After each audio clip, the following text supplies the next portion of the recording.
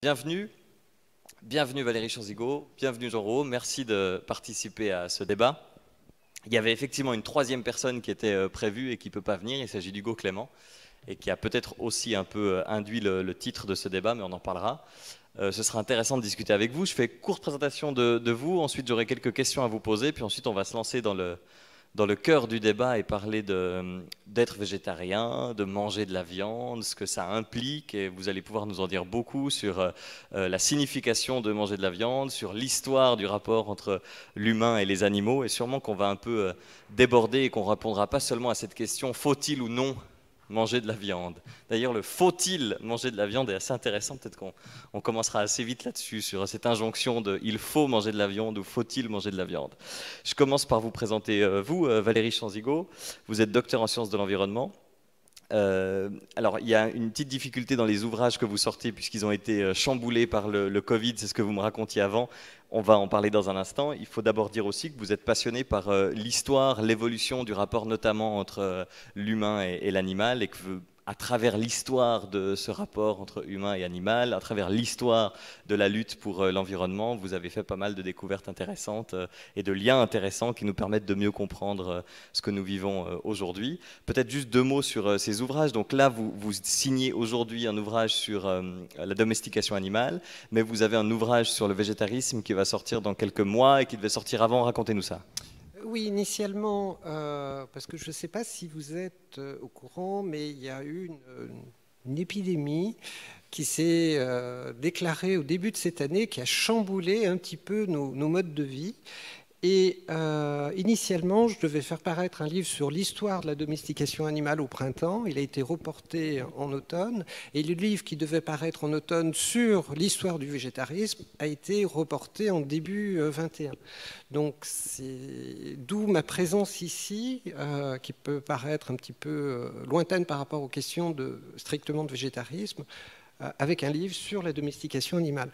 Même si, bien évidemment, on peut faire l'histoire de l'une peut éclairer l'histoire de l'autre. Oui, effectivement, c'est ce qu'on découvrira. Et vous parliez de la pandémie d'ailleurs, il y a peut-être même des liens avec la pandémie sur le fait de manger de la viande.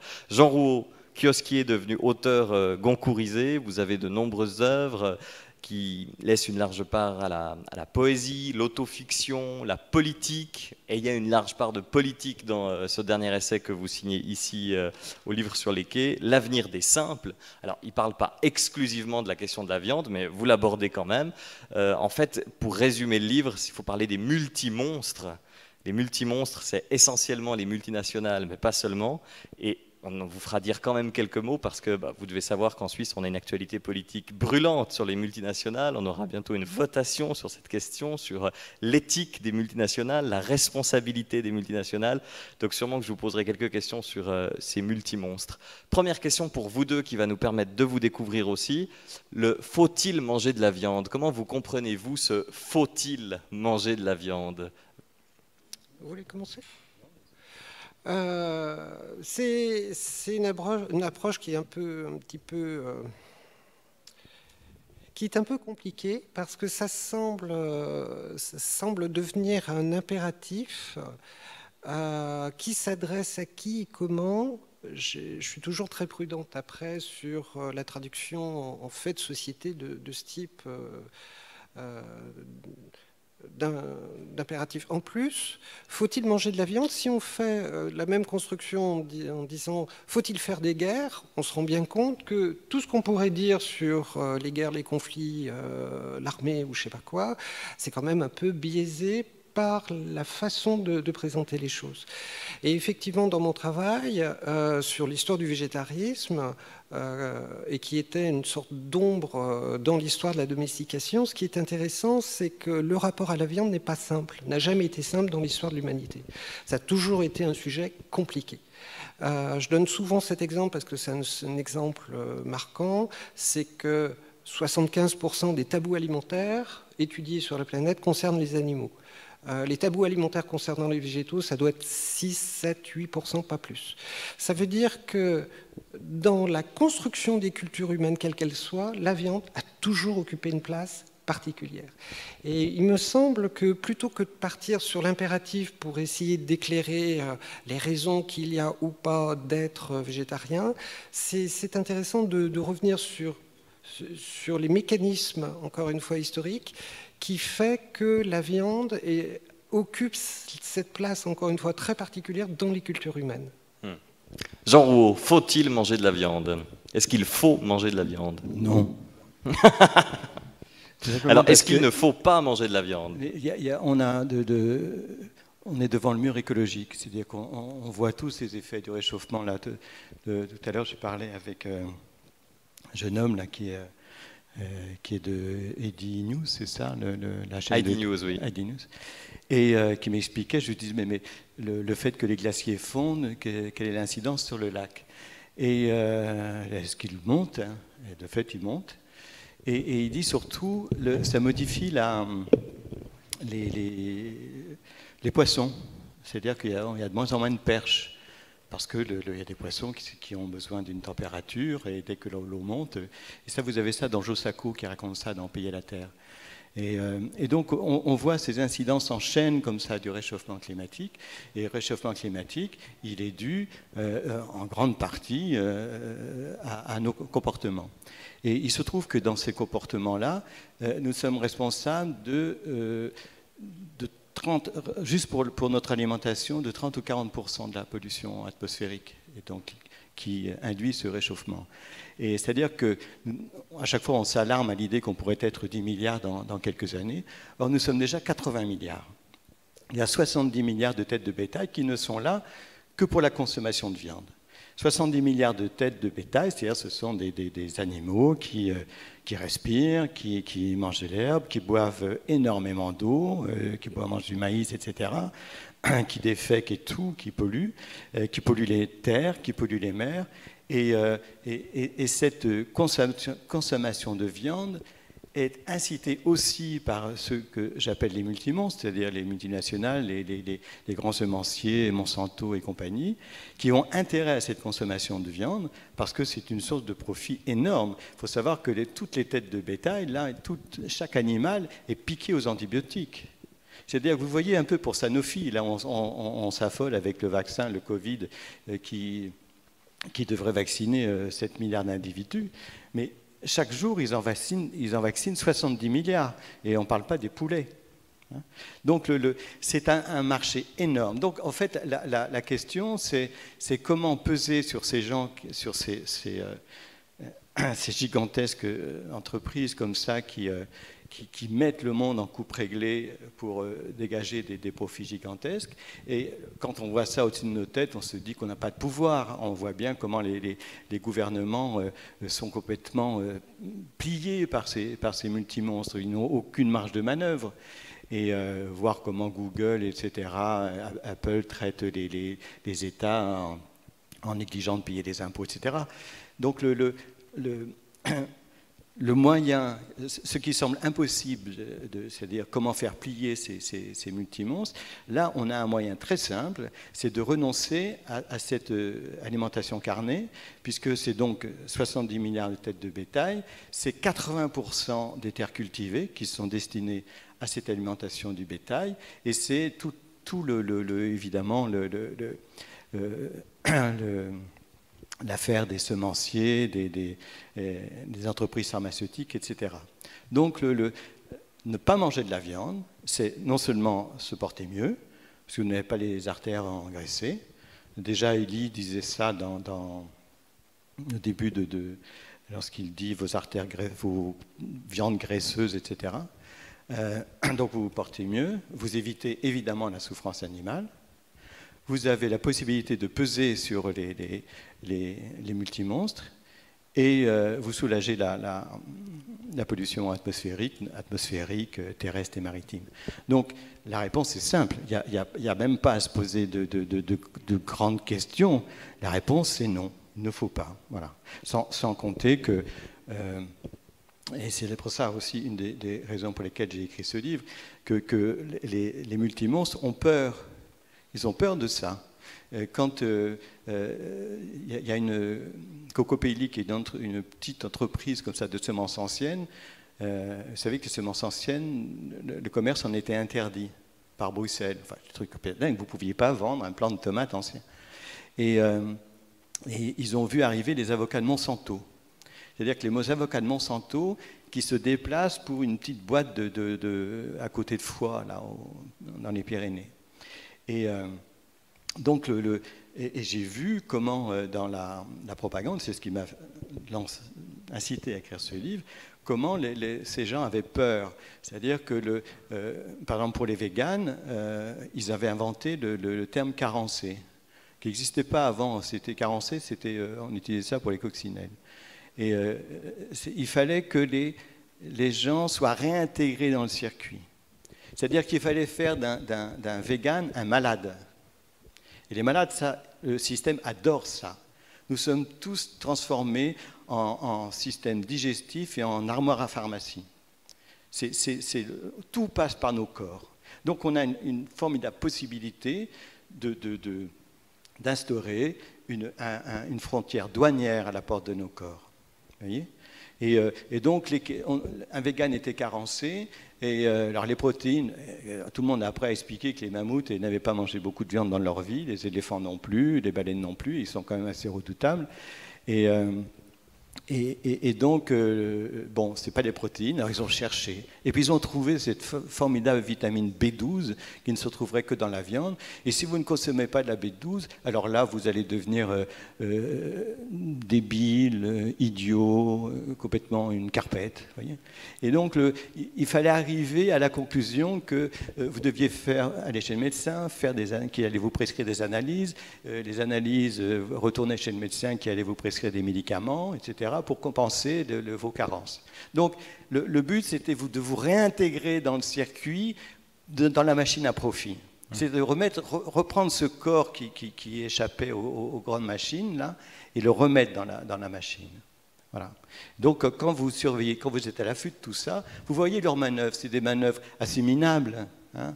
Ils ont des étages entiers qui bossent comme ça pour la contre-propagande. Un jour, j'ai vu une annonce, c'était sur un blé bio qui venait de Tchernobyl. Formidable, c'est pas béni. Personne n'a vérifié s'il venait de Tchernobyl ou pas, mais c'est pas grave. Vous voyez, vous faites passer les infos comme ça, le bio n'est pas plus goûteux ou n'a pas plus de vitamines dans l'eau, etc. Donc, quand vous faites attention à ça, vous êtes sensible à cette contre-propagande et vous vous dites, s'ils font ça, c'est qu'ils ont peur. Donc, faire peur aux multimonstres, j'adore.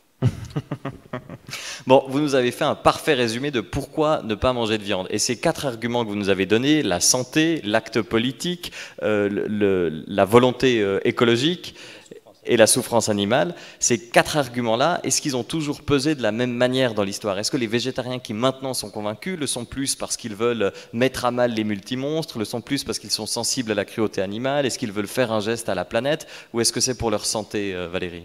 Il faudrait peut-être replacer effectivement une certaine chronologie, même très rapide, de l'émergence du végétarisme.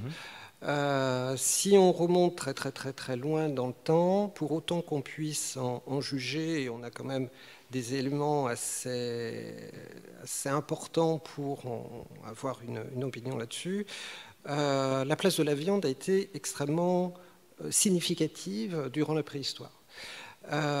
Et ça a continué au moment de l'émergence de l'agriculture, même si l'agriculture coïncide avec une sorte de bouleversement alimentaire, avec une réduction drastique des quantités de chair animale consommées au profit des végétaux. Ça ne veut pas dire pour autant que les populations sont devenues végétariennes. La viande était rare, mais elle était toujours prisée. Et il y a quelques zones géographiques à certains moments où il y a eu véritablement l'émergence, dans des sociétés extrêmement particulières, d'un véritable végétarisme, pour des raisons religieuses, pour des raisons éthiques. Il est de toute façon pas facile de démêler l'une de l'autre, parce que c'est en général pensé de façon symétrique et vraiment lié, et que ça soit dans le monde grec ou dans le monde de l'Inde, il y a effectivement un premier végétarisme qui émerge. Pour quelles raisons? Pour des raisons... Alors... Je sais, pour dire les choses comme ça, c'était certainement, encore une fois, c'est un végétarisme qui émerge dans des sociétés hiérarchiques. Et l'une des façons de montrer une certaine forme d'ostentation sociale, c'est de faire ce que les riches de se démarquer des riches. Pour montrer en fait sa différence, la viande étant prisée, étant surtout captée par les plus riches, si on voit la répartition de la consommation animale dans ces pays, c'est très clairement un acte de classe également. C'est les plus riches qui mangent le plus de viande, les plus pauvres n'en mangent quasiment pas. Et là commence à émerger une sorte d'aristocratie religieuse qui va instrumentaliser ce premier végétarisme pour encore une fois, se démarquer et avoir une certaine assise. Il y a des motifs éthiques qui se greffent dessus, parce que c'est pas une sorte de basse manipulation des sociétés, mais c'est très clairement une sorte d'essor de certains groupes sociaux à l'intérieur d'une société extrêmement structurée dans lequel la viande a une place très particulière. Et je donnerai juste un élément supplémentaire, c'est que c'est des sociétés qui pratiquent abondamment les sacrifices d'animaux, qui concernent que des sacrifices d'animaux domestiques d'ailleurs. Et ce qui est intéressant, c'est que dans les sacrifices, on a des éléments, par exemple, où l'essentiel des actes sacrificiels ou de la consommation de certains éléments des animaux comme le sang, c'est une affaire d'homme, en fait. Et on sait que ces sacrifices se mettent en place pour établir les lignées masculines. Et ces mouvements végétariens apparaissent en réaction à ces sacrifices pour proposer un autre modèle religieux, un autre modèle d'éthique, y compris avec une pensée qui cherche vraiment à établir un rapport pacifique au sein de la société. Donc c'est vraiment une révolution qui ressemble d'ailleurs beaucoup à ce mouvement végan aujourd'hui qui affirme vouloir résoudre à la fois les questions sociales, les questions environnementales et bien sûr les questions liées à la souffrance animale. Mais en fait, ce n'est pas un modèle réellement nouveau. Ça a existé et ça a existé de façon répétée au fil de l'histoire.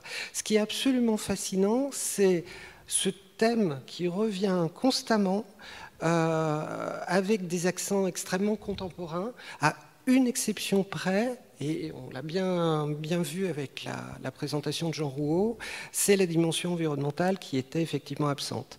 Même si on peut en trouver des traces dès le début du XIXe siècle, par exemple chez Percy Shelley, le plus grand poète britannique romantique, qui était un non-violent et un végétarien convaincu, et qui a eu une influence considérable dans le monde anglo-saxon. Et on trouve comme argument cette idée qui, en fait, l'idée que vous avez exposée, à savoir qu'effectivement, il faut bien moins de terre pour produire des aliments végétaux que pour produire des aliments animaux. À une époque où on n'avait pas encore des grilles de lecture très scientifiques pour ce genre de choses. Mais il en avait l'intuition, et une intuition tout à fait exacte scientifiquement.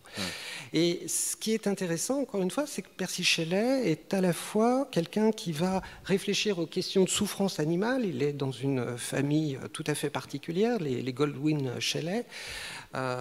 Son épouse, c'est Mary Shelley, l'auteur de Frankenstein, mais toute la famille est absolument passionnante. Et par exemple, cette famille embauche un cuisinier pour faire de la cuisine végétarienne, par exemple, pour dire les conséquences. Mais il y a vraiment cette réflexion, à la fois cet engagement politique vers la non-violence, cet engagement éthique qu'il y a vers le refus de la souffrance animale, et quelque chose qui était largement partagé à cette époque, que la souffrance animale en fait pollue en quelque sorte le comportement humain, et que lorsque les humains ne font pas attention à la souffrance animale, ils ne feront pas attention à la souffrance humaine. L'un nourrit inévitablement l'autre. Et ça, c'est un thème récurrent de la pensée occidentale au XVIIIe siècle puis au XIXe. Donc vous voyez, c'est vraiment intéressant de replacer dans un contexte historique un peu plus large, parce qu'on se rend compte que cette dynamique, on peut légitimement dire qu'elle est très loin d'être nouvelle. Il y a simplement sans cesse une sorte de de mise en avant, et c'est vrai qu'aujourd'hui, on assiste à une diffusion de ces idées comme il n'y en a jamais eu auparavant, ça c'est clair. Mais ce qui est nouveau, ce n'est pas ce dynamisme-là. En fait, c'est l'intensité, ce n'est pas la volonté. Et c'est l'argument environnemental qui est relativement nouveau, alors, vous nous disiez. Là aussi, c'est un peu plus compliqué parce que l'argument environnemental a été longtemps beaucoup plus faible dans les décennies, si on voit l'émergence du mouvement végétarien jusqu'aux années 2000-2010. Variable en fonction des pays, c'est surtout l'argument sanitaire qui prime. On veut supprimer la nourriture carnée parce qu'elle est mauvaise, mauvaise pour la santé. C'est surtout ça qui prime et qui explique l'adhésion pratiquement de 80% des végétariens de ces époques-là. Jean, le contre-argument à ce que vous disiez tout à l'heure, ne mangez plus de viande, vous allez mettre à mal les multinationales, c'est le fameux petit producteur local de viande. Oui, moi je vais manger ma viande qui vient de l'agriculteur local, vendue dans une épicerie locale. Est-ce qu'il y a viande et viande? Mais non. Si la viande arrive de 500 mètres ou de 3000 km, il y avait un être vivant avant qui est passé par un abattoir et puis c'est tout. Ça passe de toute façon par la souffrance et là pour ça les vidéos de L214 ont fait un boulot extraordinaire où elles ont véritablement montré cette souffrance animale des laboratoires. Et puis il y a la chose aussi qui permet de faire évoluer et de diffuser cette pensée, c'est les petits films animaliers sur Internet qui tendent, pour la plupart, à montrer l'humanité de l'animal. Vous savez, on vient d'un siècle qui a animalisé l'homme. Pour envoyer les gens à Auschwitz, on disait que c'était des poux, que c'était des rats, etc. Et partout, c'est ça. Quand les infidèles, quand on les traite de chiens, voilà, c'était quand on animalise un homme, c'est qu'on a tout pouvoir sur lui de le liquider, de le tuer, de le dépecer. D'ailleurs, dans le livre, à un moment, vous écrivez c'est une cochonnerie et vous vous excusez auprès des cochons, hein, donc vous faites attention à cette animalisation. Peut-être. Et donc, on parlait de quoi? Du fait d'animaliser pour pouvoir torturer ou tuer. Sur Internet, il y a énormément de petits films qui renversent ce qui a été la tragédie du XXe siècle, c'est-à-dire il fallait animaliser les hommes pour pouvoir les liquider. Vous savez, le Zyklon B, le gaz qui servait dans les chambres à gaz, c'était un gaz pour dératiser les navires. C'est-à-dire que ce n'était pas des hommes, c'était des rats. Tout était pensé, c'était pas simplement anecdotique le fait d'utiliser le Zyklon B. Non, c'était, voilà, on utilisait ça pour les rats. Et donc, sur Internet, on voit des petits films qui humanisent l'animal. Et alors, on voit une loutre serrant son petit comme une mère aimante le fait. Il y a une poule qui court pour se jeter dans les bras d'un petit garçon.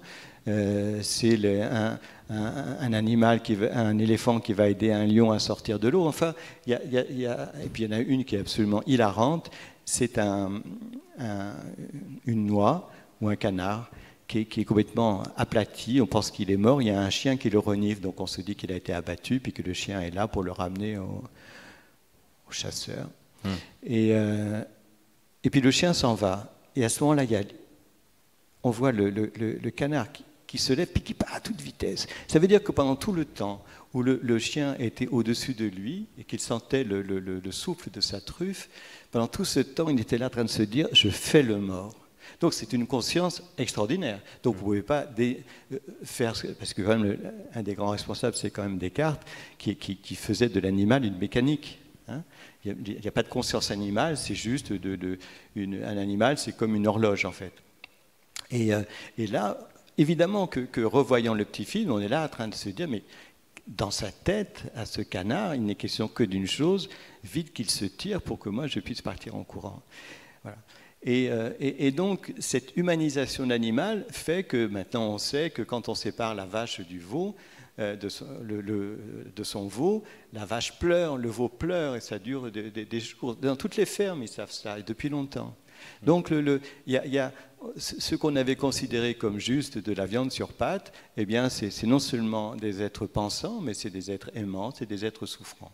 Donc ça a été le truc. Et pour revenir à ce que vous disiez sur la préhistoire, il est évident que au moment du paléolithique, vous avez, par exemple, au paléolithique supérieur, la calotte glaciaire, elle arrivait jusqu'à Lyon. Et après, c'était l'Alaska, c'était la Sibérie. Pour faire pousser des poireaux et ramasser des fraises, c'est pas possible.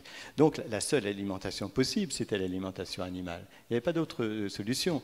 Il y avait ces étés très courts, là où vous pouviez avoir quelques baies, etc. Mais enfin, c'était anecdotique. L'alimentation, c'était une alimentation carnée. Et on a le premier rapport de l'homme et de l'animal, on l'a dans les grottes, et on voit une chose. Il se trouve que, avant, j'ai écrit un livre qui s'appelle La splendeur escamotée de Frère Cheval, parce que j'ai écrit des livres sur la préhistoire et je connais assez bien les préhistoriens, grâce à quoi j'ai pu visiter la grotte Chauvet. Et vous voyez, en 20 000 ans de la grotte Chauvet à Lascaux, comment il y a ces animaux en majesté à Chauvet qui sont impressionnants, qui sont terribles. Et celui qui est tout à fait minable, c'est le cheval. Il y a des petits chevaux là, comme ça qui sont là au milieu de cette horde furieuse. Et vous voyez qu'il y a une représentation quasi humaine du cheval à ce moment-là, c'est-à-dire l'homme est faible au milieu dans ces conditions terribles et au milieu de ces animaux terrifiants. Et puis le temps passant, donc 15 000, 20 000 ans, et vous vous retrouvez à Lascaux avec le cheval en majesté. Et tous les animaux furieux ont disparu. Alors, ils ont parfois été éliminés, comme le rhinocéros laineux, mais va rester à Lascaux des animaux qui vont être domestiqués. Et moi, je ne parle pas de domestication, je parle d'asservissement. On a des gravures de têtes de chevaux avec un licou. Et là, on est au Magdalénien, c'est-à-dire il y a 15 000 ans. Et pour tout le monde, la domestication, il faut attendre le néolithique. Et on voit, ce que l'on voit là, c'est que le fait de la domestication, et c'est ce qui explique aussi qu'on va tuer des animaux domestiques, on va s'acharner sur les animaux domestiques, c'est que ce sont les animaux asservis qui avaient été dominants, voir la vache de Lascaux comme elle est somptueuse là, dans son bond prodigieux là, sur la voûte, et le cheval qui est solaire à Lascaux, ces animaux-là, devant qui l'homme était petit, parce que c'était eux qui avaient cette capacité de vivre dans des conditions terribles. Après le réchauffement, c'est-à-dire au Mésolithique, il y a 10 000 ans, la Terre à ce moment-là se couvre de végétation. Il n'est plus possible aux grands animaux de circuler, donc restent les animaux les plus faibles, même les chevaux, ils sont évacués, etc. Et donc, on va passer d'une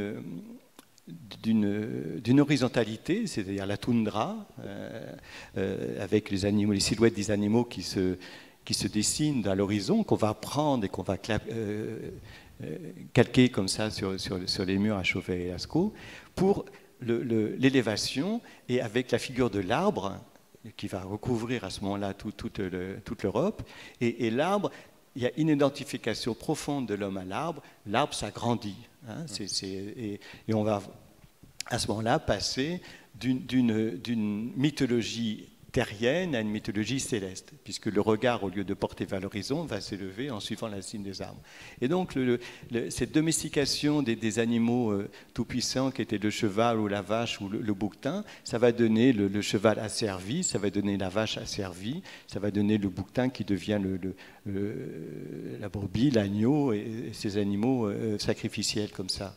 Et c'est comme si ces animaux, parce que le cheval asservi, jusqu'à l'invention du collier et de l'étrier, on n'en fait pas grand-chose. Hein. Donc c'est vraiment une volonté de l'homme qui affirme sa toute-puissance. Déjà, on le voit à Lascaux, à la fin du Magdalénien, et qui, après, les grands animaux ayant disparu suite à ce réchauffement, s'affirme. Il va s'affirmer par la statue, par le menhir, par cette pierre dressée comme ça, où il affirme sa puissance. Et donc, autour de lui, les animaux doivent ramper. Voyez, sauf que, et je termine, sauf qu'il y a quand même, avec cette espèce de mémoire archaïque, on se souvient qu'on s'est incliné devant eux il y a longtemps, d'où l'aspect religieux de ces cérémonies-là. Question pour vous Valérie, on dit arrêter la viande comme si c'était la solution et qu'il n'y avait pas de problème écologique lié à manger des végétaux. Est-ce que c'est juste? Est-ce que forcément on va résoudre beaucoup de problèmes en passant de la viande au végétal? Diable, là c'est vraiment un scénario de science-fiction que vous entamez parce que entre 3 et 7% de végétariens au sein d'une population et 100% de végétariens, non seulement on ne sait pas comment... Ça c'est le chiffre actuel, 3 à 7%? Ça dépend des pays, ça dépend des études. Mais en Suisse, en France, c'est ce genre de pourcentage? C'est à peu près ce genre de pourcentage, avec quelques variantes, mais guère. Il y a eu un autre phénomène qui a un lien complexe avec cet essor du végétarisme ou du véganisme, qui est en fait une baisse, une réduction très claire de la consommation de la viande depuis les années 90, dans à peu près tous les pays développés. Et ça, c'est un phénomène assez intéressant parce qu'on se rend compte quand on regarde les consommations de viande, par exemple en France, depuis le début du 19e siècle, on se rend compte qu'il y a une croissance assez faible. Au 20e, ça commence à s'accélérer de façon extrêmement nette. Il y a une sorte de rush après la Seconde Guerre mondiale, jusqu'au moment des années 90. Et là, il y a une réduction extrêmement nette qui s'opère. Et cette réduction est très intéressante parce qu'elle montre que la surconsommation de viande qu'on peut voir à cette époque-là, les années 90, n'était pas une surconsommation, j'ouvre des guillemets, naturelle ou normale ou logique ou nécessaire. C'était quelque chose qui a été créé de toutes pièces par la mise en place d'un système économique agricole complexe. Les multimonstres. Oui, alors, oui, on va dire système économique complexe après pour... Et parce que, en fait, c'est une histoire qu'il faut écrire aussi avec les agriculteurs. Par exemple, j'avais travaillé sur certains témoignages d'agriculteurs qui avaient été des agriculteurs français qui avaient été détenus en Allemagne durant la guerre, travail obligatoire, et ils avaient découvert l'agriculture allemande. Et quand ils sont revenus, ils ont dit non, c'est l'agriculture des Allemands qu'on veut faire.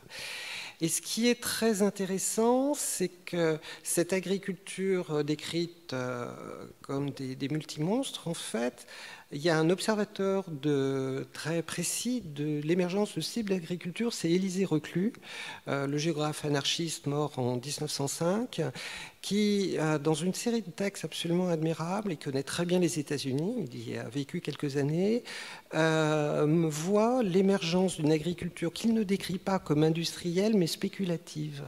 Et j'aime bien ce renversement, c'est-à-dire c'est pas la technologie, enfin au sens du type d'agriculture qui est faite, mais la finalité éthique, économique, quasiment philosophique qu'il y a derrière. Avec la volonté d'augmenter la consommation, vu qu'elle est spéculative, il faut que la courbe monte. La spéculation, c'est très clairement produire un maximum d'argent dans un minimum de main. Et c'est le modèle de l'agriculteur qui se met en place aux États-Unis à la fin du 19e, qui va avoir un recours massif aux pesticides chimiques dès cette époque, et qui ne va qu'augmenter au fil du temps et devenir le modèle universel.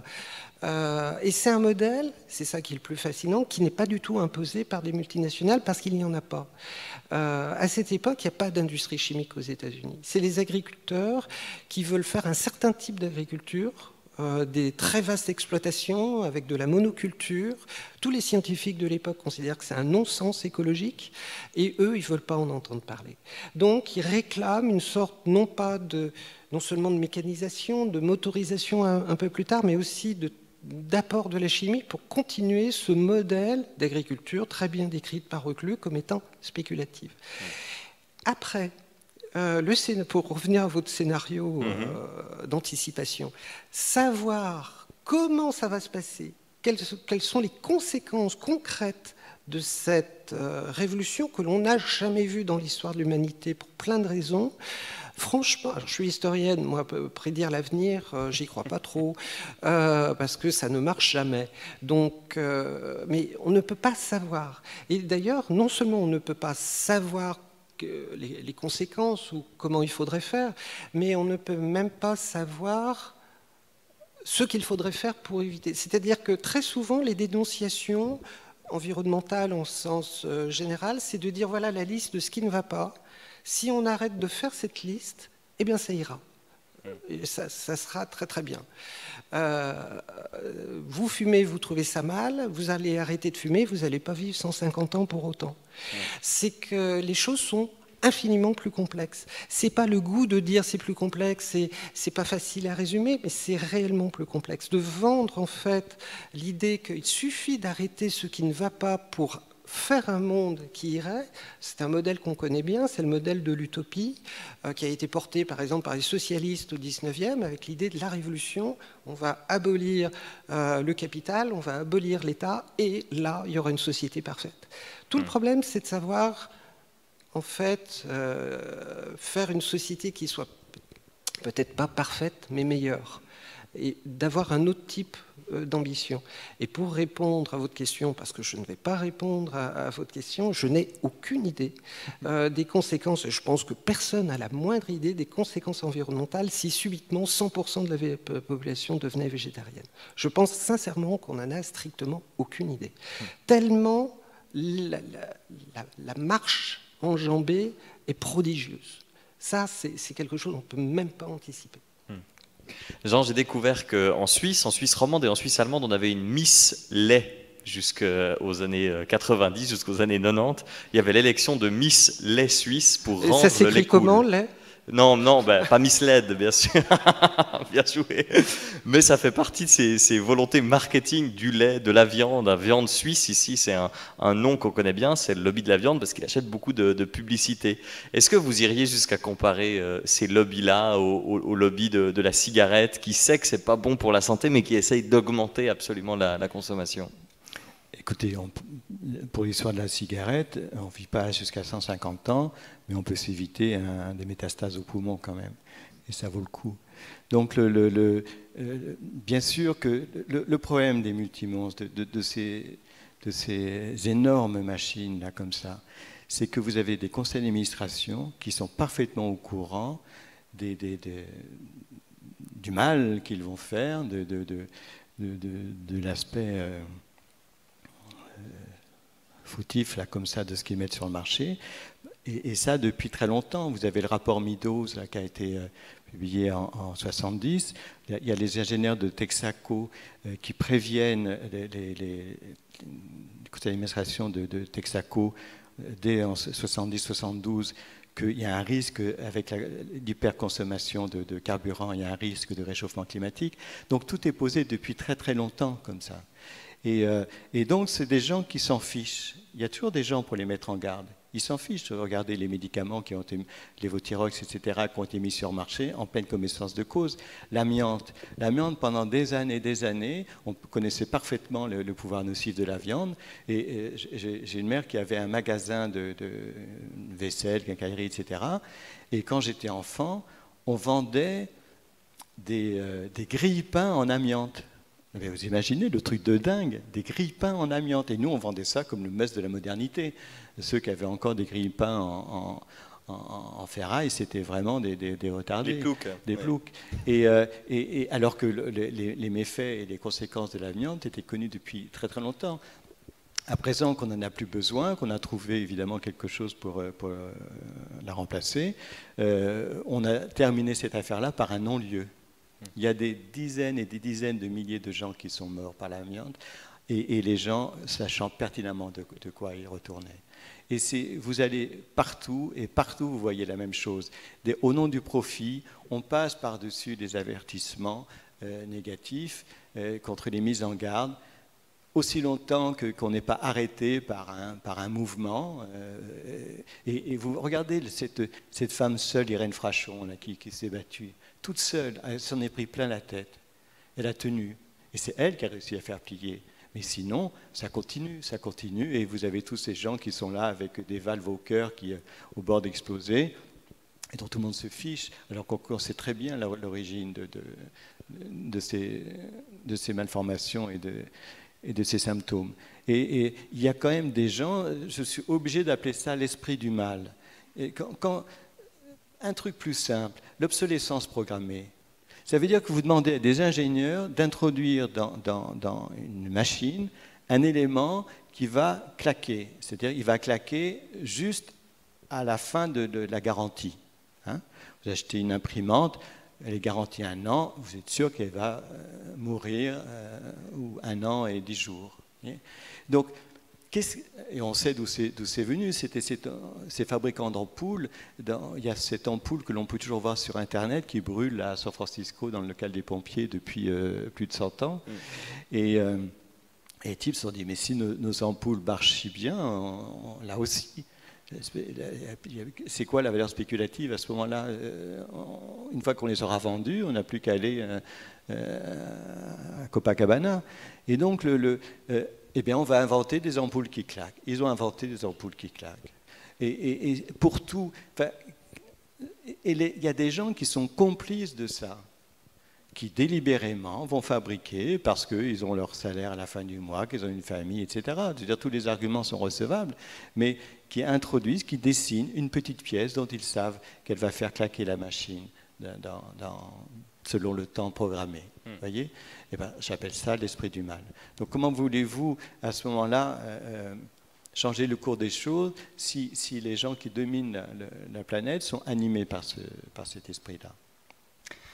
Valérie, j'ai une question difficile pour vous, mais qui me passionnerait. Vous disiez tout à l'heure, au travers de l'histoire, c'est plutôt les classes aisées qui mangent de la viande et les classes défavorisées qui mangent moins de viande. Est-ce que ces nouveaux végétariens, ce courant de végétariens, est-ce que c'est une classe aisée ou est-ce que on les retrouve plutôt dans une classe sociale défavorisée? Alors, sans parler des végétariens eux-mêmes, dans les sociétés occidentales, il faut préciser aussi de quel type de société on parle. Très clairement, la consommation de la viande est inversement proportionnelle, grosso modo, à son niveau social. C'est vraiment, inversement proportionnelle. Oui, c'est-à-dire plus on monte dans la hiérarchie, moins on consomme de viande. Donc ça s'est inversé. Ça s'est complètement inversé. C'est un mécanisme absolument fascinant, parce que si on regarde la répartition de la consommation de viande au XVIIIe siècle, par exemple, elle est totalement inverse. Ou au Moyen-Âge, c'est l'aristocratie et une partie du clergé qui mangent le plus de viande. Pas tout le clergé, parce qu'il y a quand même des ordres qui pratiquent justement une sorte de végétarisme, mais très clairement, et c'est des quantités astronomiques. Vraiment, on n'a jamais atteint ça en Europe occidentale depuis. Et le reste de la population n'en mange jamais. En fait, si on regarde l'histoire de l'humanité depuis, on va dire, 10 000 ans, 12 000 ans, depuis l'essor de l'agriculture, l'essentiel, la plupart des êtres humains ont été de fait des végétariens. La consommation de viande a toujours été extrêmement limitée. Et encore une fois, il y a des mouvements comme ça de fond. C'est vraiment important de les retracer pour comprendre les dynamiques qui se font et qui a changé plusieurs fois en fait cette répartition de la consommation de viande au sein d'une société.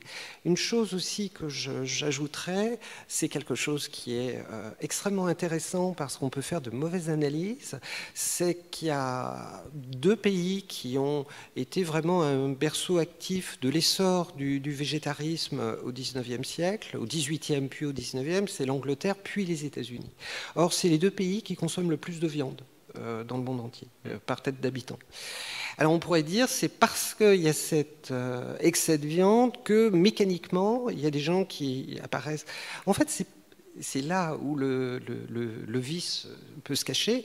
C'est aussi parce que c'est des sociétés qui sont plus libérales que les autres, où la question des droits accordés aux individus. Et par individu, en fait, il y a une frontière extrêmement fluctuante qui est jamais très très claire en Occident entre où commence la bête et où commence l'être humain. En fait, c'est toujours extrêmement fluctuant.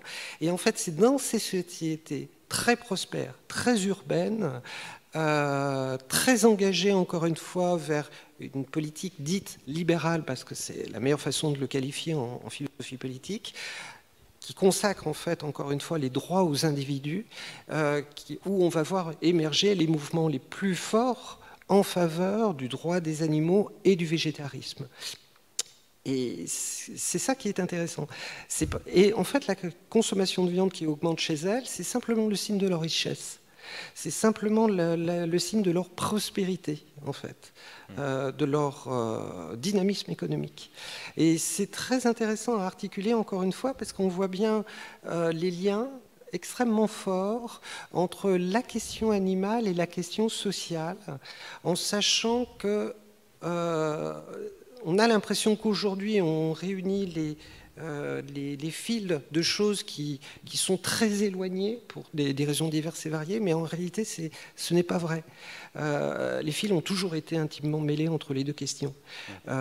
Juste pour préciser, par exemple, une partie des créateurs de la première société de protection des animaux en Angleterre étaient des militants actifs contre la traite et l'esclavage. La première société aux États-Unis de protection des animaux a créé sur son modèle la première société au monde de protection des enfants. Les fils entre cette question sociale et cette question animale, voire cette question environnementale, ont toujours été mêlés. Ça n'a jamais été clair, ça a toujours été aussi extrêmement confus et contradictoire, il ne faut pas se leurrer. Mais c'est ça qui est vraiment intéressant dans ce retour sur le passé. Ce n'est pas une question d'érudition, il ne s'agit pas mais il s'agit que c'est des mécanismes qui éclairent ce qui se passe sous nos yeux. Jean, comment vous comprenez-vous que schématiquement en 2020, plus on est aisé, moins on mange de viande? C'est aussi un marquage social. C'est-à-dire que quand les pauvres mangent de la viande, comment se démarquer en n'en mangeant pas? Si tous les pauvres avaient des Rolex, les riches n'en auraient pas. Bon, c'est pas pour demain, mais voilà. Et tout effectivement, ce que vous disiez, à savoir que la consommation de viande qui gonfle comme ça après la Seconde Guerre mondiale, quand vous lisez les livres, je sais pas, ceux de Jacques Asselias par exemple, il ne mange absolument pas de viande, et les galettes c'est sans beurre. C'est le dimanche qu'on va peut-être mettre un bout de Saint-Douce ou de beurre sur la galette, mais la galette saucisse c'est une invention pour match de foot à la sortie. Mais c'était évidemment que ces gens-là, s'ils avaient un porc, c'était pour l'engraisser, pour le vendre à la charcuterie Enaf à Quimper. Donc, et en plus, ce qui est formidable, c'est que tous les plats de pauvres sont des plats sans viande. Le couscous, il est sans viande. La pizza, c'est une pâte à pain avec 3 bouts de tomates dessus. Enfin, vous voyez, la galette, c'est pareil, les falafels. Enfin, tout ça, ce sont des plats sans viande. Et quand les pauvres qui étaient stigmatisés par le fait, justement, de ne pas mettre la saucisse dans la galette, quand ils ont réussi à mettre la saucisse et le bacon, eh bien, ils ont eu l'impression de s'élever socialement. Ceux qui étaient au-dessus, c'est dit, enfin, on n'est quand même pas pareil. Hein, on n'a pas gardé les vaches ensemble, littéralement. Et donc, du coup, ceux qui... À chaque fois que vous attrapez l'objet du désir, on vous en montre un autre. Voyez ? C'est-à-dire que ceux qui pensaient y être arrivés, ça y est, j'ai mangé mon beefsteak aujourd'hui, on lui dit, mais mon pauvre garçon, qu'est-ce que t'es ringard. Voyez ? Donc c'est ce genre de mécanisme qui, en fait, sert à hiérarchiser les sociétés quand les signes habituels commencent à s'effacer. Voilà. En même temps, je pense qu'il y a autre chose. C'est que ce mouvement-là accompagne aussi la fin de la puissance occidentale. C'est-à-dire que c'est comme un mouvement de retrait. C'est comme, on sait bien que nos sociétés s'appauvrissent, et elles vont s'appauvrir de plus en plus, et comme s'il y avait une anticipation de quelque chose qui admettait que nous ne sommes plus ce que nous avons été. Et que la domination sur l'animal, qui avait été donc l'affirmation de l'homme là, à partir du néolithique, eh bien, là, on baisse la garde et on commence à se retirer doucement sous la patte des pieds et on remet, en s'éloignant, on remet l'animal en majesté. Oui, parce que c'est ça qui se passe dans notre société là aujourd'hui. C'est l'animal en majesté. C'est soudain ce que je disais sur tous ces petits films sur Internet, les réintroductions. Vous avez ce petit film là. Il y en a un qui dure 1h30, mais qui c'est pas la peine, il est trop long. Mais il y en a un qui sur la réintroduction du loup dans le parc de Yellowstone, je crois. Et comment les applications comme ça, ça va jusqu'à la rivière qui va prendre un autre contour. Enfin, vous voyez, vous voyez arriver des castors. Enfin bref, c'est une espèce d'effet domino extraordinaire. Donc, l'histoire des réintroductions animales, ce qui vaut pour les ours, et maintenant ils ont réintroduit des bouquetins dans les Pyrénées, les vautours en Cévennes et près de Vaison-la-Romaine aussi, dans les baronnies. Et voilà, on s'efface, on mange moins de viande et on remet l'animal à sa place. C'est comme si au fond l'homme avait admis qu'il avait abusé, qu'il avait profité, qu'il avait ruiné, et que c'est une sorte de gigantesque contrition. Voilà. Et là, du coup, on revient à la question religieuse dont on parlait au début. J'aimerais garder quelques minutes pour 3 questions dans le public, mais avant, Valérie, je vous pose une question sur la pandémie. Est-ce qu'elle aura un impact, je vous demande de lire l'avenir encore, mais on peut aussi lire le présent. Est-ce qu'elle a un impact sur la prise de conscience de la viande, manger de viande, l'histoire de la zoonose, du pangolin, les Chinois, les marchés sauvages, tout ça? Est-ce que ça pourrait avoir un impact sur notre consommation de viande ici? Alors, dans un livre paru il y a déjà quelques années, je m'étais intéressé sur la relation entre biodiversité et épidémie, en sachant que... On aurait dû vous lire davantage. Et notamment les coronavirus. Et ce qui est absolument fascinant dans cette histoire, c'est que des crises régulières, bien documentées, avec beaucoup de publications scientifiques, une prise de conscience comme ça mondiale, il y en a à peu près toutes les 5 à 10 ans depuis un siècle et demi, grosso modo. La première, ça a été le phylloxéra, un petit insecte introduit d'Amérique et qui a quasiment éliminé la totalité de la vigne en Europe occidentale. Et on a pu sauver la vigne par miracle parce que les pieds de vigne américains étaient greffables sur les vignes européennes. Mais il y a des départements, par exemple en France, qui étaient viticoles depuis toujours et qui ont perdu la vigne. Je veux dire, c'est pas rien. La division était de mémoire par 18 au niveau des surfaces cultivées. Suite au phylloxéra, on a dit on va surtout là réfléchir, l'après ne sera pas pareil. Et puis on se rend compte qu'il y a des nouvelles crises qui arrivent constamment. À tel point que ce phénomène, pour moi, doit être analysé beaucoup plus avec des catégories relevant de la psychiatrie que de la philosophie. C'est un phénomène de réitération, c'est-à-dire les acteurs qui savent réitèrent exactement. C'est un peu comme les médecins que vous avez pu croiser qui fumaient. C'est-à-dire s'il y a une personne au monde qui sait que fumer n'est pas bon à la santé, c'est les médecins. Et il y a une personne au monde qui sait comment s'arrêter, c'est les médecins. Que trouver des médecins qui fument, c'est fascinant. Encore une fois, ça relève d'une catégorie qui n'est plus la logique, qui n'est plus la rationalité. Et en fait, la seule façon d'aborder le comportement humain, c'est d'admettre que l'être humain est irrationnel. Il est médiocrement rationnel. C'est pour ça que de porter des raisons, de dire voilà, on va accentuer l'éducation, on va accentuer la recherche, et grâce à ça, on va résoudre les problèmes environnementaux, relève d'une immense naïveté. Parce que les acteurs ne choisissent pas la meilleure chose, même pour eux. Je pourrais vous démultiplier les exemples. C'est même pas l'appât du gain. Je connais par exemple, il y a une épidémie qui frappe les frênes. Les frênes, c'est le premier ou deuxième feuillu le plus répandu en Europe. Ils sont en train de disparaître. Dans certaines régions, il reste un frêne sur 10. Vraiment, c'est un champignon qui a été introduit d'Asie en Pologne et depuis, il a traversé une vitesse record toute l'Europe. Et on voit les importateurs de frênes britanniques qui sont épargnés au début, c'est une île, c'est avantageux, qui continuent d'importer des frênes du continent.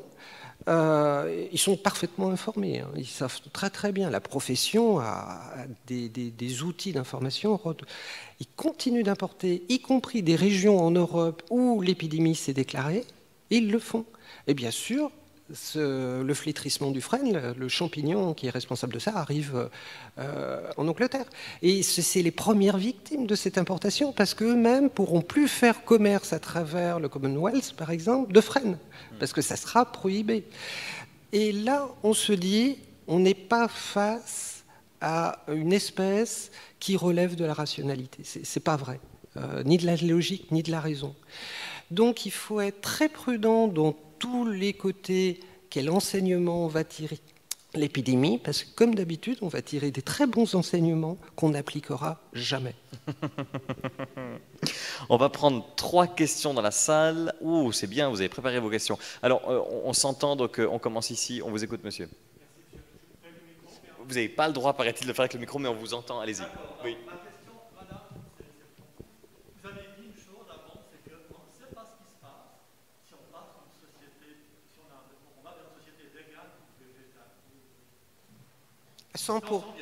À 100% sans viande, oui. Moi, je pense que ça, il faut l'anticiper. Un problème qu'il y a, si vous parlez de société sans viande, ça veut dire qu'il n'y a pas de bovins, pas de ruminants. Et on en a besoin. On a besoin des ruminants pour les pâturages. Ah oui. Les pâturages, on ne peut pas les cultiver. Pas simplement que pour les pâturages, même pour la fumure. Ça pose un problème en agriculture parce que la fumure, c'est une bonne façon d'avoir de la fumure, les animaux d'élevage. Et ça, c'est une équation qui est très très compliquée. Donc, on a une société sans ruminants, c'est pas possible. Ah, ça c'est autre chose. C'est-à-dire, si vous me demandez comment y arriver, je vous dirais, on ne sait pas. Dire pour autant que ce n'est pas possible, c'est autre chose. On n'en sait rien, puisqu'on ne sait pas comment on pourrait y arriver éventuellement. Non, encore une fois, on ne sait pas au jour d'aujourd'hui, avec les connaissances que nous avons et avec l'effort de recherche assez faible, pour savoir si c'est possible de passer à une société purement végétarienne. Ça ne veut pas dire que la messe est dite et que ça ne sera jamais possible. C'est qu'on ne sait pas le faire et qu'on ne fait pas l'effort de savoir si on peut le savoir. Mais maintenant, ce qu'on peut faire, c'est qu'on peut réfléchir uniquement à ce qu'on connaît. Parce qu'on peut pas anticiper. Dans 10 ans, il y aura tel progrès qu'on saura tout. Ah non, mais j'entends bien. J'entends. Mais en même temps, la recherche, c'est un investissement sur le très long terme. Quand on fait de la recherche fondamentale, on ne peut pas savoir si cette recherche fondamentale va produire quoi que ce soit. Et entre nous, quand on s'intéresse à l'histoire des sciences, c'est ma spécialité, la plupart des publications servent strictement à rien du tout. La plupart des expériences n'ont aucune conséquence. Elles ne sont suivies par à personne. C'est impressionnant. Et encore les expériences exactes.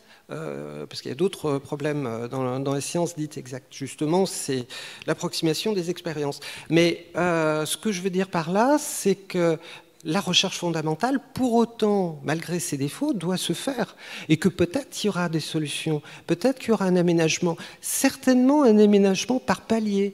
C'est-à-dire, il n'y aura pas une bascule comme ça, le 15 janvier, on va consommer de la viande, et puis le 16 janvier, pouf, elle disparaît. Peut-être qu'il faudra, mais ça on ne sait pas quantifier, est-ce qu'il faudra 1 an, 10 ans, 100 ans, 1000 ans, 50 000 ans, on n'en sait strictement rien. Le problème, c'est qu'effectivement, les problèmes environnementaux, notamment le dérèglement climatique, lui, va beaucoup plus vite. Et qu'il y a une course à l'échalote un peu biaisée, parce que l'échalote va très très vite, et on ne sait pas, l'accélération est impressionnante. Moi, tous les collègues climatologues qui travaillent sur l'évolution climatique disent, mais le pire scénario d'il y a 10 ans, on est dedans, on n'est pas dedans, on l'a dépassé. Et en termes de biodiversité, c'est pareil. La situation de la biodiversité est absolument, mais vous avez probablement aucune idée de la situation désastreuse de la biodiversité. Et le problème, c'est qu'on doit faire les choses les plus intelligentes avec des connaissances qui nous manquent, dans un laps de temps extrêmement réduit, avec une population en partie rétive, et des mouvements politiques tout à fait nauséabonds qui manipulent tout ça. Donc, c'est pas évident, quoi. Si on devait faire un pari, on peut légitimement avoir peur. Je remets du rythme parce qu'il nous reste que quelques minutes. Mais merci, monsieur, pour votre question. À vous de jouer. Je répète la question comme ça on l'a dans l'enregistrement. Le monsieur demande ce que vous pensez du spécisme. L'antispécisme ou le spécisme? Les deux, oui. À vous de jouer, Jean. Je ne suis pas complètement là, ces mouvements. Je sais que ces gens-là ont été antispécistes, ont été stigmatisés, parce qu'en gros, c'est de dire que tout ce qui est de vivant a la même valeur. Hein, et là-dessus, quand il s'agit de... Parce que je ne sache pas que les élevages en batterie, les fermes de 1000 vaches aident au pâturage, je ne crois pas. Donc c'est uniquement de la viande sur pied qu'on fait reproduire, etc. Il y a toujours tous les mouvements là comme ça, il y a toujours une pointe qui est toujours excessive, qui est toujours radicale. Donc c'est cette pointe-là radicale qui se manifeste en peinturlurant les vitrines de boucherie, etc. Mais l'idée de l'antispécisme, est-ce que vous la rejetez aussi ou c'est les méthodes des antispécistes que vous rejetez?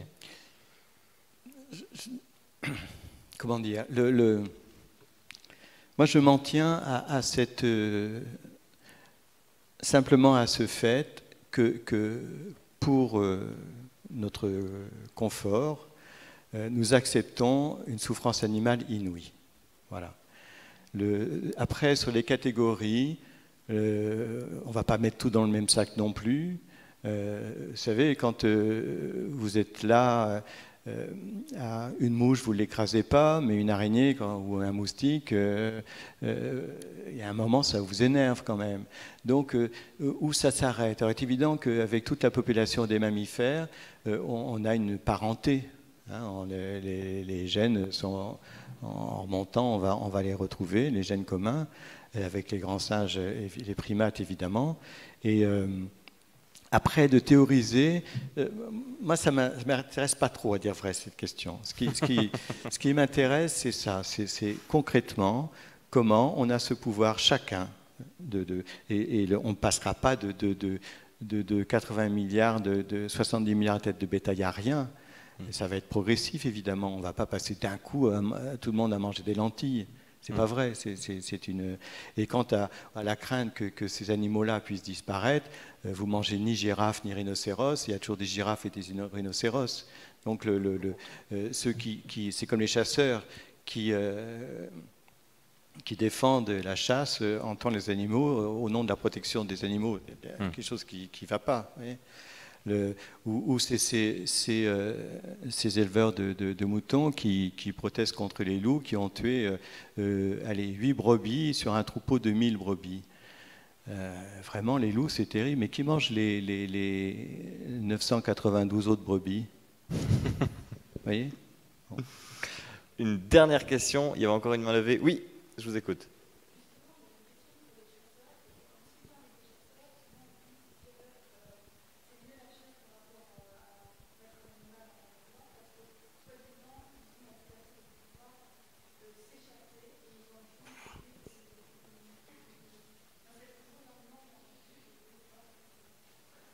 L'idée que la chasse est un jeu plus égal, je répète pour l'enregistrement, un jeu plus égal la chasse que l'abattoir. La chasse et l'abattoir, c'est la même chose. C'est quand vous voyez en plus ces animaux, par exemple les faisans qui sont élevés ou les sangliers qui sont élevés, donc ils n'ont jamais vu un champ de leur vie, et qu'on lâche soudain, et vous avez ces types qui sont là à 10 mètres et leur tirer dessus. Enfin, un chasseur, c'est quelqu'un qui prend plaisir à tuer un animal, c'est tout. Voilà, quand vous voyez un animal, vous n'avez pas idée de lui tirer dessus. Un chasseur est capable de tirer sur un chat quand il rentre bredouille. Vous voyez, on a tous des exemples de chats qui ont été tués par des chasseurs. Hein.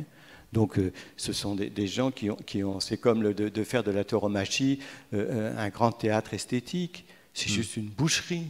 Sachant qu'avant de tuer l'animal, d'abord on l'affaiblit avant de rentrer on le dope avant de rentrer dans l'arène, et ensuite on le fait saigner littéralement avec pics là, pour l'affaiblir, de façon à ce que quand le type arrive ridicule là, dans son habit de lumière, là, il est juste à planter son truc.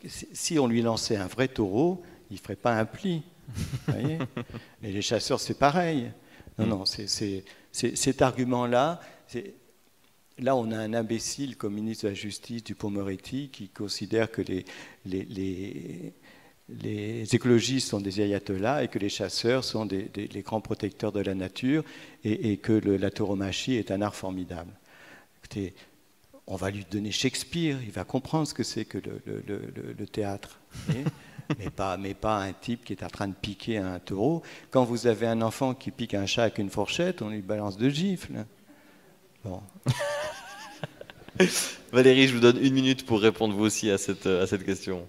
Non, mais qu'il y ait des mauvais arguments, enfin des arguments de mauvaise foi utilisés par plein de gens, ça c'est notamment les chasseurs, mais pas seulement. Le problème de la chasse, c'est même ailleurs, en fait. En Allemagne, par exemple, il y a 3 fédérations de chasse. En France, il n'y en a qu'une seule, qui est un monopole, littéralement, qui a eu longtemps des finances totalement opaques, une élection de président encore plus opaque. Et les tentatives de modernisation de ça sont très compliquées. Je discutais avec des chasseurs responsables, parce qu'il y a des chasseurs qui ont vraiment, comment dire, je ne cautionne pas pour autant ce qu'ils sont ou ce qu'ils font, mais ils essayent, comment dire... Ils aiment les animaux morts, quoi, en gros. Non, mais ce que je voulais dire, enfin, je vais aller jusqu'au bout de ma démonstration, c'est que c'est des gens qui souffrent également de ce qui est fait au nom à leur nom, et notamment, par exemple, ces pratiques absolument condamnables, qui est de relâcher des animaux d'élevage, et qu'on va tirer sur des animaux qui n'ont jamais gambadé de façon libre dans la nature. Enfin, c'est complètement absurde. Et très souvent, d'ailleurs, ces animaux ne sont même pas consommés. Enfin, et il y a des chasseurs qui sont totalement révulsés par ça. Ils sont minoritaires. Mais ce qui est, encore une fois, intéressant, c'est que le problème de la chasse, en France en particulier, je ne sais pas comment c'est organisé en Suisse, c'est le déni de démocratie que cela représente. S'il y avait une véritable démocratie, effectivement, la chasse ne serait pas organisée comme ça. Il y aurait... En Suisse, on vote sur la chasse dans 3 semaines. Ouais. Bon courage. Mais moi, je voyais justement ces chasseurs rigoler, mais morts de rire, en disant « mais les chasseurs français devraient passer le permis de chasse allemand, il n'y en a pas un qui l'obtiendrait. Le permis de chasse en France, c'est une rigolade, c'est vraiment une plaisanterie. C'est important, c'est prendre un fusil, c'est pas juste que tirer sur... c'est avoir le droit de tirer 7 jours sur 7, la nuit. Il n'y a aucun pays au monde, enfin aucun pays d'Europe qui a cette législation favorable en France. Pourquoi? Parce qu'il y a un déni de démocratie à la base.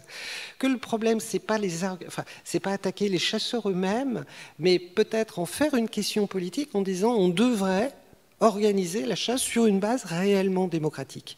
C'est-à-dire que les gens, tous les gens, y compris ceux qui profitent de la campagne en espérant ne pas se faire tirer dessus, puissent avoir voix au chapitre, parce qu'il y a des choses absolument anormales. Juste rappeler... Ce sera le mot de la fin, Jean. Le sketch des inconnus sur les chasseurs. Le bon chasseur et le mauvais chasseur. Le mauvais chasseur, il tire, il vise, il tire, c'est un mauvais chasseur, c'est un charognard. Et le bon chasseur, il vise, il tire, mais c'est un bon chasseur. Alors, histoire d'être l'avocate du diable à toute fin, les questions que je me pose aussi, c'est les questions, comment dire, si je dis ça, ça va provoquer un tollé. Mais c'est bien, on terminera sur un tollé, allez-y. D'intégrer comment dire, c'est pour ça que je parlais de démocratie tout à l'heure. La démocratie, c'est mettre dans une même pièce des gens qui ne sont pas d'accord et qui sortent quand même quelque chose qui permet d'organiser la société. C'est ça la démocratie. Il faut faire attention à la façon dont on traite les gens qui ne pensent pas comme nous. Et je sais que dans beaucoup de villages, la chasse joue un rôle, je ne suis pas en train de la justifier, J'observe simplement ce mécanisme. La chasse joue un rôle important de socialisation. Il y a des personnes, c'est leur seule capacité de se socialiser. Dans l'absolu, il faudrait peut-être qu'ils se socialisent autrement, mais on ne peut pas arriver comme ça, comme une diversion de Panzer, en disant voilà comment il faut penser. Et c'est ça qui est compliqué. C'est d'arriver à intégrer dans nos débats, pas entre convaincus, mais avec des gens qui ne le sont pas, dans ce type de discussion pour faire avancer la société. C'est ça la démocratie. Devenez l'ami d'un chasseur, ce sera le mot de la fin. Merci Valérie, merci Jean, bravo, merci beaucoup.